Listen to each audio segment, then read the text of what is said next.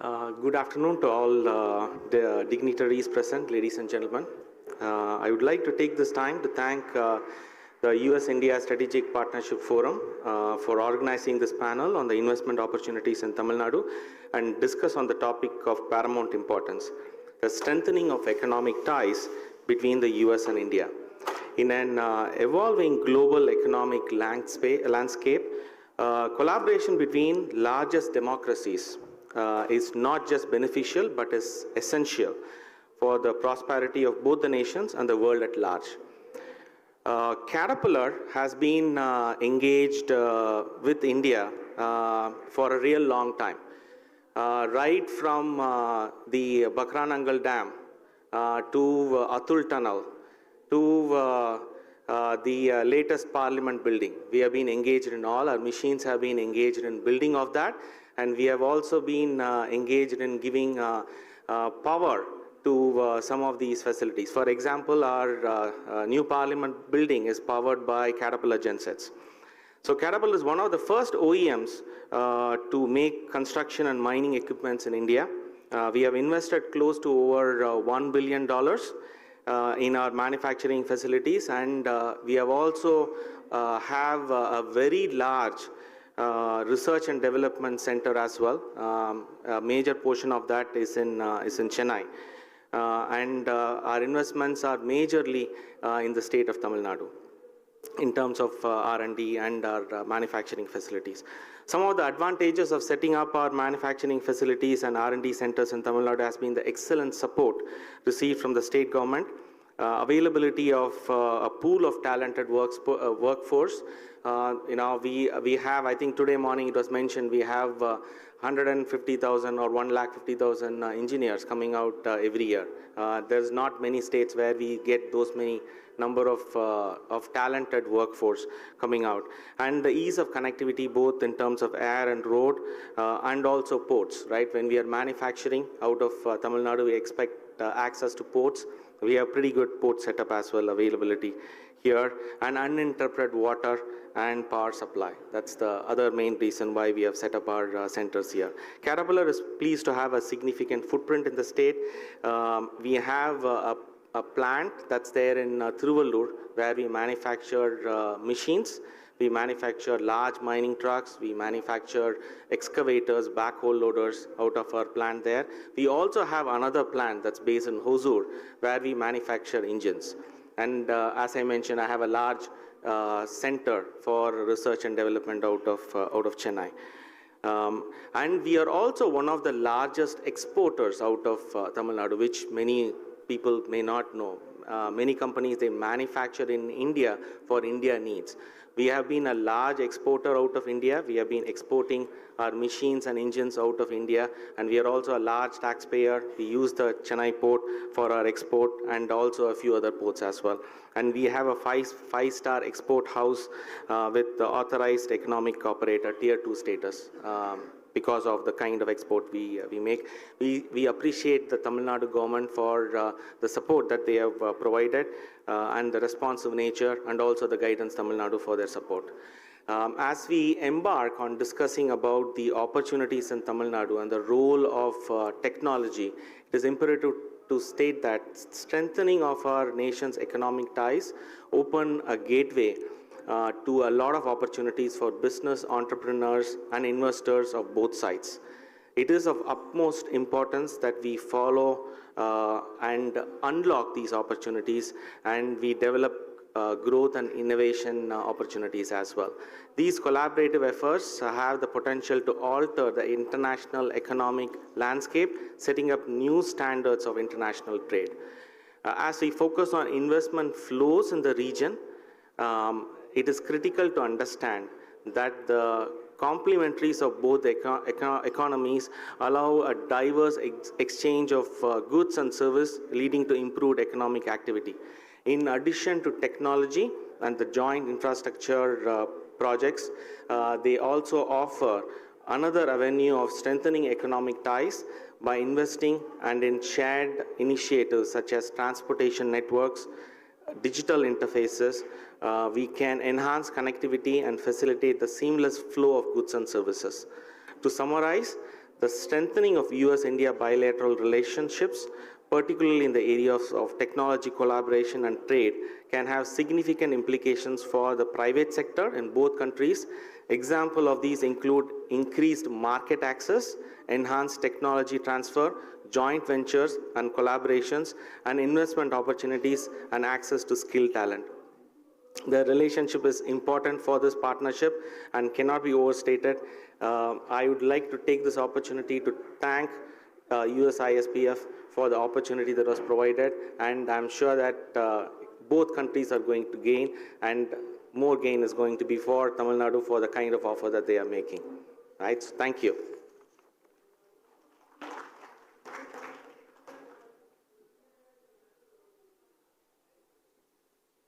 Thank you, Bhuvan. Let me now invite our panelists to join us on stage. U.S. Consul General of Chennai, Christopher Hodges. Kuntal Kumar Verma, Chief Manufacturing Officer, First Solar. And Kami Vishwanathan, President for Middle East, Africa, India Subcontinent, and Africa.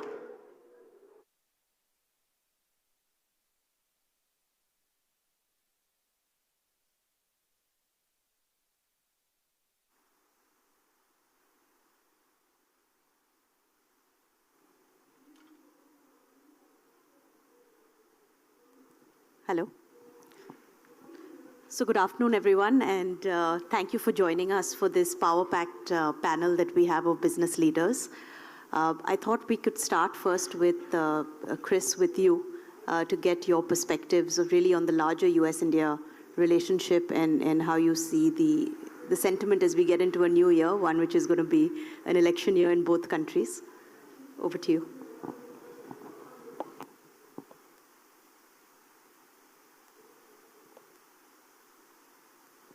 That's simple technology I have now mastered. Thank you very much. Good afternoon to everyone. A huge thanks, echoing earlier remarks, to US ISPF for hosting us this afternoon for this conversation. I'm not a business leader, but I had the good fortune to see things maybe from a broader perspective, certainly a government perspective, that I hope enables me to see the places where government can play an effective role and the limitations that government faces and the areas where it is better and more appropriate to let the private sector take the lead. And so I want to kind of look at those two frames together. And I want to start by saying something that I've said maybe to some of you already in the room and at many other gatherings like this. The US-India relationship right now, certainly in the commercial and technological sphere, but also across the board, has never been better. And we have a real moment, and we have real momentum to register real advances and gains in our business and commercial relationship and our overall bilateral relationship. And so, the question incumbent upon all of us here is, how do we do that? How do we make the most of the moment that we have? And as we look at the national scene where we have meetings between President Biden and Prime Minister Modi, initiatives such as the Initiative on Critical and Emerging Technology, redoubled commitment in the 2+2 forum that happened a couple months ago in November, to advancing and solidifying our relationship, including and particularly in the commercial sphere. So that momentum is clear. As we look at subnational partners, state-level partners, we have a particularly effective and able one here in Tamil Nadu, where you have a state-level government that has been incredibly receptive to business and U.S. business through the Single Window Clearance Initiative, through a demonstrated focus on helping bring business in and helping business stay. And that is illustrated by the many U.S. companies that are here, some of which are with me on the panel, many of which are in the hall attending other sessions. The list of big hitters, Fortune 500 companies, is formidable. And those companies are not just coming into Tamil Nadu, they're expanding. That's fantastic. They're taking advantage of the infrastructure here, the ports, the road system, the defense corridor, the IT environment, the incredibly high energy and capable workforce, the university presence, which I'll come back to very shortly, and all of the things that make Tamil Nadu a particularly effective partner for investment and innovation. We're also seeing that in the frame of manufacturing, of course, the supply chain conversation, American and other companies coming into Tamil Nadu, looking to reimagine and re-engineer their supply chains, their American supply chains, and all of the advantages Tamil Nadu offers and other parts of India in helping get that done. But the focus here is not so much on that very important topic that I know is being covered in other parts of the Global Investors Meet, but it's technology, it's innovation, it's where do we go next? And so as we think about that, I want to just offer a couple of framing comments, make the most of my time, and look forward to hearing from others on the panel. I think the first thing we have to do is realize that to get to the next level, particularly on tech, it's going to be an R&D driven effort. And I was happy to hear Caterpillar talk about research and development, expanding that effort. I know that other American companies are doing the same. But it's not just we need more R&D. That's a very binary and reductive way to approach it. It is true, but it's incomplete.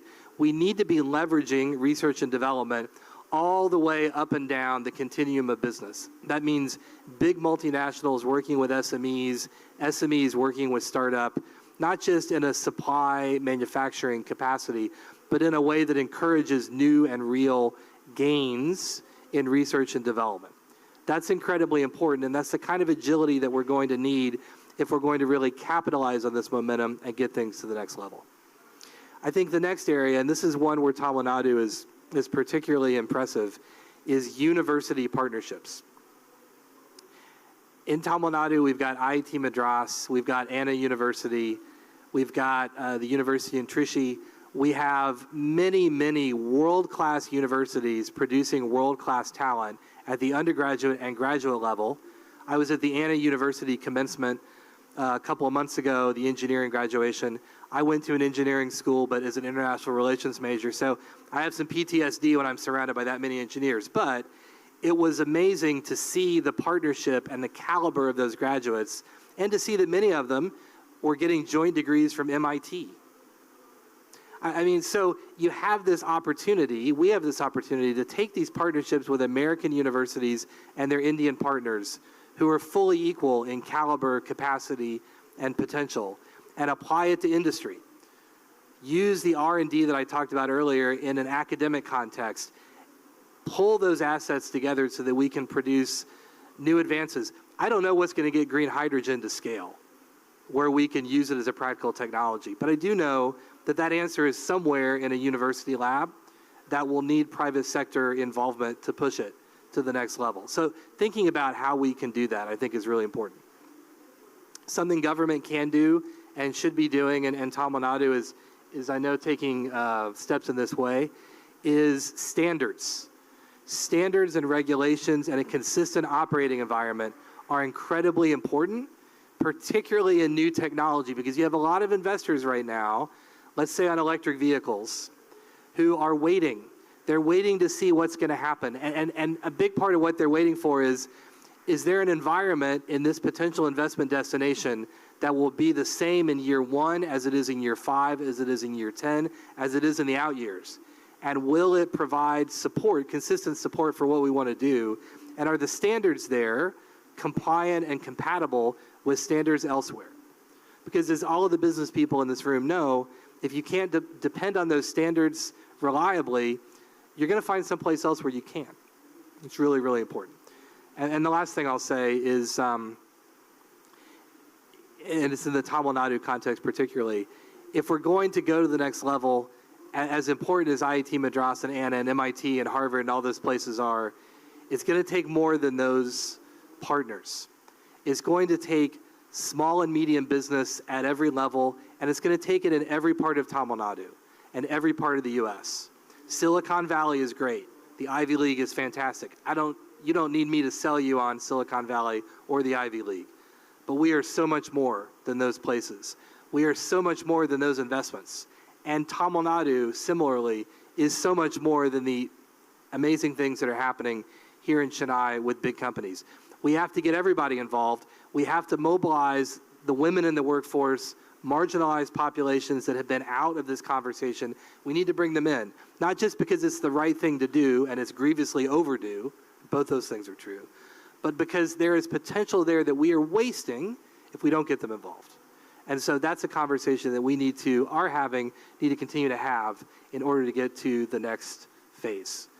Thank you very much, and look forward to hearing from others. Thank you, Chris, and I think you made some very good points. We get so focused on the manufacturing story that we often discount how much is happening in the R&D and the services sector in India.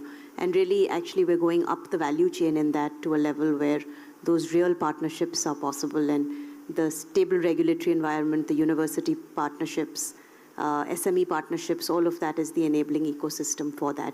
I'd just add one more to your list, which is dear to all of us on this panel, which is women leadership. And Tamil Nadu is one state where we're seeing women come into the workforce a lot more, and companies are doing tremendous work to ensure that happens, equitably over a course of a period of time. But let me come to each of our panelists. Of course, Kuntal, you are a new investor. Bhuvan, you've been in Tamil Nadu over 50 years now. And Kami, as you think about the state, I think the very basic question that we should start with is, why Tamil Nadu?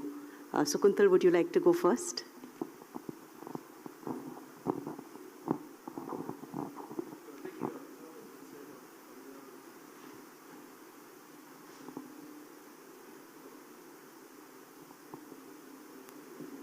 Hello.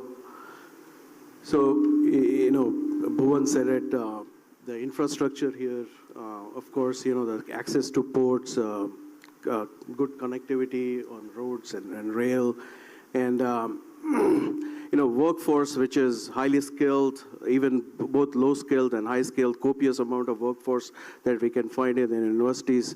And also, one of the biggest concerns we had initially about permitting and how the clearance system is going to work. And that's where I think guidance and SIPCOT played a very pivotal role they were very helpful throughout the life cycle of the project. Right from the start, actually the planning of this factory was done during the peak of COVID. I remember, some of the site selection videos that actually guidance helped us to generate those videos from different sites. And so most of the site selection, we did it on Zoom calls, and even the first discussion I had with the MD of guidance and all the incentives that were laid down by what the state was going to offer, and the presentation from our end, everything was done on Zoom. So once we decided on Tamil Nadu, the result of this is that in less than 18 months, we have currently our Pillaipakam factory is running pretty strong. We had started on schedule, it was on budget, and today it's almost reaching our nameplate capacity. So our experience overall has been pretty good. I think guidance and SIPCOT, they helped us throughout. There were issues, a few issues around permitting and all, but I was able to go and even met the industry secretary a couple of times, and he was able to resolve these issues fairly quickly. So as a new investor, I'll say, our experience has been pretty good in Tamil Nadu. So we won't be in Tamil Nadu for 50 years if we are not seeing value in the state, right? So we have been manufacturing out of Tamil Nadu for the last 50 years. I'll probably put it, I'll start with manufacturing, right? So for manufacturing, we need a good place where we can set up our plant. We did get a pretty good place where we can set up our plant. We need to have a good road, rail, and port facility. We do have those road, rail, and port facility that was available to us. And the next most important thing is electricity, right? Tamil Nadu being a surplus state for power, we did not have too much of challenges with respect to power. And I already talked about water, right? So, and the next most important thing is people, right? So I think when a company is coming in and setting up a facility, what they look for is talented workforce.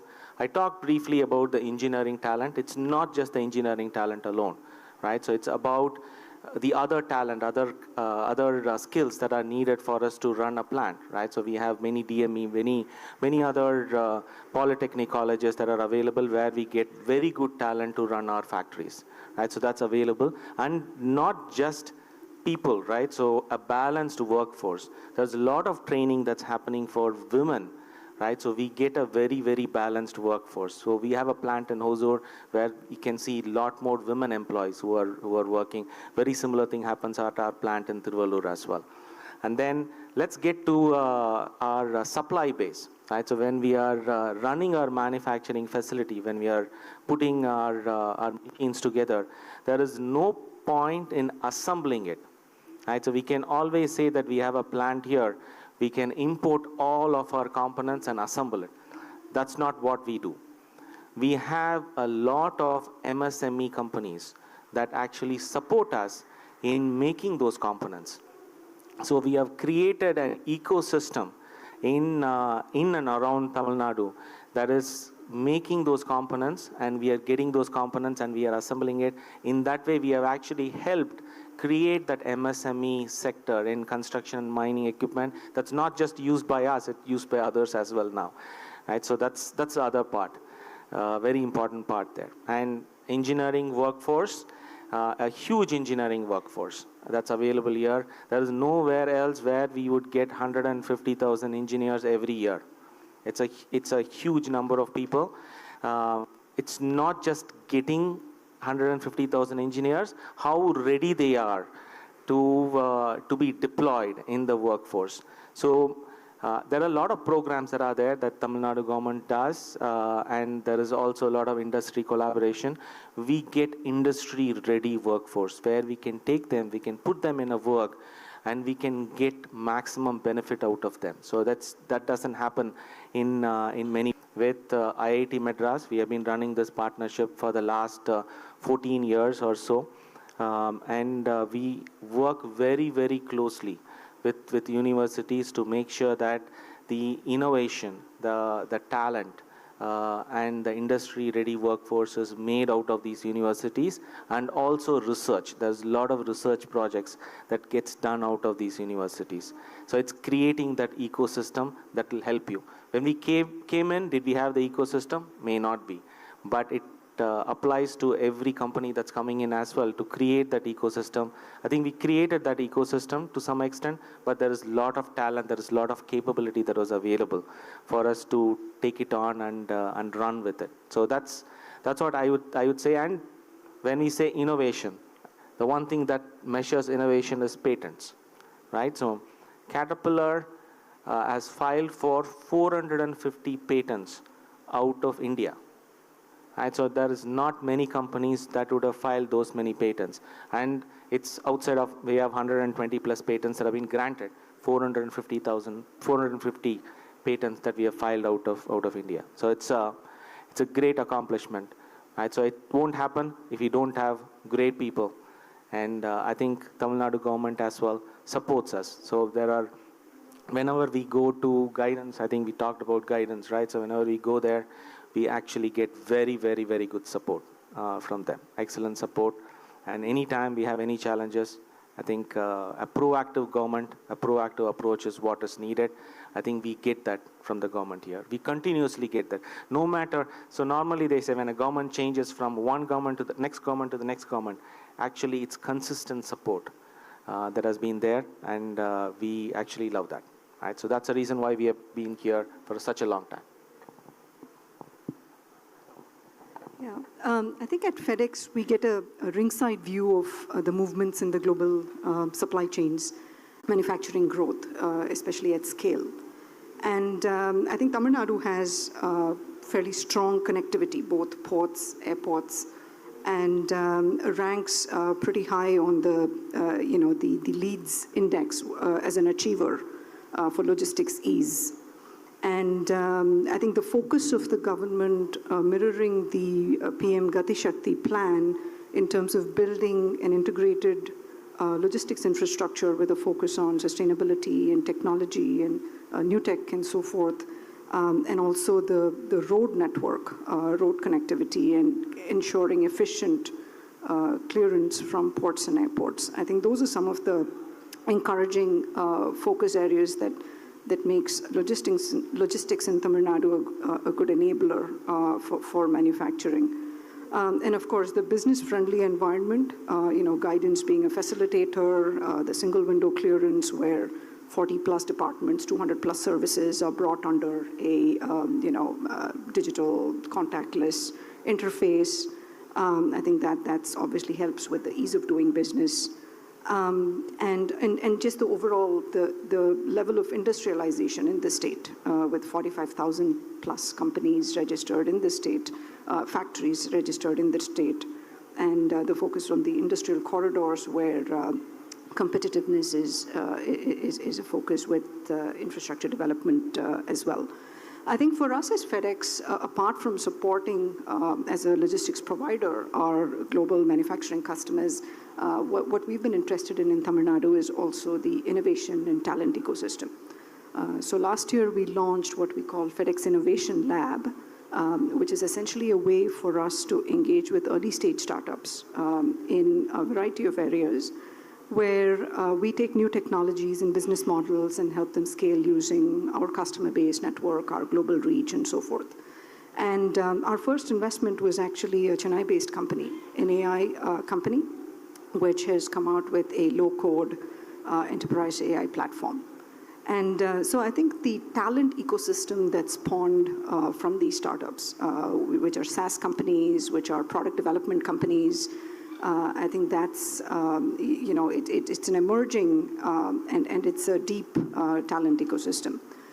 We've also recently launched a Center of Excellence with the IIT Madras, a Center for Sustainable and Smarter Supply Chains, where we will be pursuing research along with the IIT on the future of supply chains, sustainability, technology, visibility, and integration, and so forth. And also building the talent pipeline. So I think that ecosystem is going to grow, and we see the opportunity for high-end product development, deep tech kind of operations out of Tamil Nadu that will support global innovation. So that's, I think, the totality of how we look at it. Thank you, Kami. And I think that leads me right back to you, Chris, really on the initiative on critical and emerging technologies. A lot of what Kami just talked about is exactly what both governments have set up a framework to do. And under that framework, it is very important for companies like Caterpillar and FedEx and First Solar to really come in and support some of these SMEs, as well as university partnerships. So as you think about the initiative on critical and emerging technology between our countries, what would you define as success, and how do you measure success under that? No, thanks. And it's a question we're thinking a lot about, and it's great to see examples of that already really taking off. When you talk about critical and emerging technology, AI is one of them, a big one that is getting a lot of attention in the vanguard of critical and emerging technology discussions. Commercial space as well, given India's leadership in the space with all the great things that are happening there, quantum, green hydrogen, renewables, and all of those things. I think that, I think we know as under the aegis of ISET what success will look like. I think what we don't yet know is exactly how we get there, but that is part of the interesting aspect of the conversation. And I say we don't exactly know what that looks like because success in ISET, which will be dynamic advances in these technologies that benefit not just the companies involved and the economies involved, but also the problems and next level challenges that only next generation technology can solve, whether it is climate change or whether it is figuring out how to harness the power of AI in a responsible way. Those things will be driven by conversations and partnerships within industry. And so I think it's great to see big companies like FedEx working with partners like IIT Madras building innovation and technology electric vehicle space as well here in Tamil Nadu, where you have a city that's been known as the Detroit of Asia for a long time and is now turning its attention to galvanizing that capacity in a new way to build electric vehicles, to focus on renewables. And so taking the resources that we have with big companies, with big sectors, and applying it and moving things into these new areas, I think is really important. And I think the other piece of it is not to silo these technologies. Sometimes we say, well, how are we doing in quantum? How are we doing in green hydrogen? How are we doing in AI? We have to take the walls down between those technologies and start cross-applying them. And again, I think Tamil Nadu has done a good job of this with renewables. I saw Minister Raja's pledge to get to 75% renewable energy. That sort of thing and that sort of target can be helped by progress in all of the critical and emerging technologies that we're discussing. So connecting these kind of across lines so that one is helping the other, so that AI can be part of how we get to a larger footprint on renewable energy, I think will be really important. The National Science Foundation has funded 35 partnerships looking at ICT and critical and emerging technology, but it has also talked about how real progress in that is going to come from the ground up with companies here in India and partners with the US. So I know what success looks like, I can see it in my head, but which companies and which partnerships are going to be responsible for galvanizing that and achieving it is part of the fun and part of the challenge. And what we're trying to do at the consulate and with the US government is plant as many seeds and partnerships as possible to see, how we can grow towards that target. Thank you. And I think the one beauty of the ICT framework that you all have set up is the open nature, where I think we can fit in a lot of different ideas and partnerships. So I think that's an open call for all universities as well as industry to come together. I know we have time, very little time, and I've been already told to wrap up, but quickly, maybe one last round of quick fire. Obviously you've built a plant in the US and India simultaneously for First Solar. Just your experience very quickly, and especially as you see the energy transition happen in India, what do you think the renewable landscape will look like here? So if you look at one thing I want to add about our factory here, about technology actually, the 3.3 gigawatt vertically integrated factory has all the, the vision, AI-based vision systems. It has, I talked about, we started the factory on schedule, and one of the things was we implemented digital twin, and basically in the metaverse environment, we were able to, all the controls, logics were already kind of, optimized before we actually even implemented, before we even put the tools on the ground. So some of these, what this factory represents is, especially about the skills, the highly skilled people that we have in Tamil Nadu. Our factory, it's a high skilled requirement for running our factory. And the way the factory has started, as you said about, say, a sister factory also in India, or in US, has started just 3 months before this factory. And both are pretty much at the same level today from a performance standpoint. So that's a testament to, coming up with a new first of kind in India, semiconductor manufacturing, solar manufacturing, and with the high tech that we have introduced, we have implemented in this factory, is really, it's a great result from Tamil Nadu and from India's standpoint.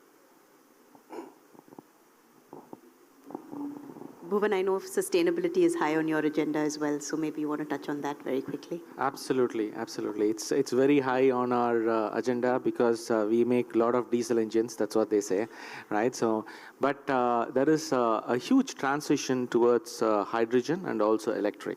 Right, so Caterpillar is a lot more engaged in hydrogen and electric based mining Recently, we have signed multiple deals about mining green, where all the machines that are used in the mine are using alternate fuels. There is a huge focus. We call it as ACE, right? Alternate fuels, autonomy, electrification, and connectivity. So there is huge focus on all of those areas. And we already have a machine that's running in electric. It's always, recently it's already public information, so I can certainly share. So we have a pretty large mining truck, right? So 400-ton capacity carrying truck that's electrified, that's running electric, right? So it's amazing to go stand there and look at it and the truck moving. And when you're standing there, you're a small person. It's not that easy to make those kind of big machines electric. And when we are doing like that, there are teams that are located here, US, Australia, and multiple places who are contributing to that. The best part about collaboration is we get the right talent in the right place so that we can deliver a full system that's actually running. And that truck is autonomy as well. It runs automatically, right? So you stand there, it runs, there is no driver. It's fun to watch. If you go stand in front of it, it does stop. A hazard in India. Kami, over to you. I know you have very high sustainability goals as well for India. So. Sure. I think for us globally, sustainability is a big focus, and we've made a very ambitious commitment to become carbon neutral by 2040. I think for us, it's a combination of what we control and what we cannot control, and how do we then influence what we cannot control. And given that a large part of our business is about aviation, what we've done is we've made a significant investment in the Yale Center for Natural Carbon Capture, where we're looking to develop technologies that will focus on natural carbon sequestration and so forth. In India, I think a lot of our focus is on what we control, which is the electric vehicles, the fleet, replacing the portion of our fleet with EVs, and also the facilities that we have, and so forth. And we're also investing in sustainability startups, because I think that's another way that we support the sustainability ecosystem. Well, thank you all for spending this time with us and for your insights. Really, really appreciate it. I would now like to invite our next panel, which will be led by NSN Murthy, partner and leader at Deloitte for Government Services. Along with him will be Parvesh Mittal, Managing Director for Howden in India, Anand Jayachandran, Director at MasterCard, and Dr. Kiranmai Pendyala of UPS. So over to you, NSN. Thank you.